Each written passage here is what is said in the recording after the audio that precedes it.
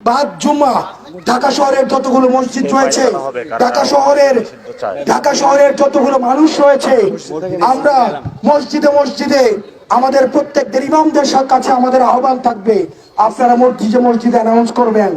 আপনারা ভুলে যান না, আপনাদেরকে এই আওয়ামী লীগ দাড়ি টুপি টেনে টেনে মসজিদ থেকে বের করেছে।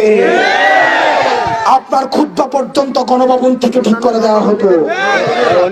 প্রিয় সহযোদ্ধা, অন্যান্য যে ধর্মাবলম্বী ভাইয়েরা রয়েছেন, আমরা বাংলাদেশপন্থী প্রত্যেকটা নাগরিক সবাইকে আমরা আহ্বান জানাবো। প্রিয় দেশবাসী, আজকে ৫ জুম্মা আমরা এই যমুনার সামনে ফোয়ারাতে মঞ্চ তৈরি করা হচ্ছে।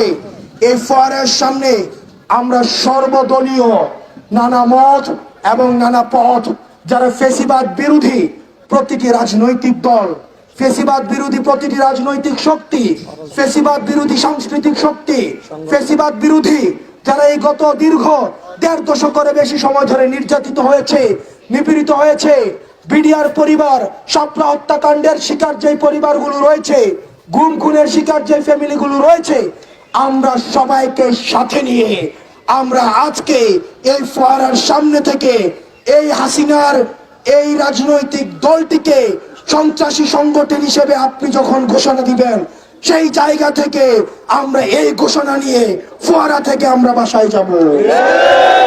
সেই পর্যন্ত সারা বাংলাদেশের জনগণকে আমরা বলবো, আপনারা নেমে আসুন।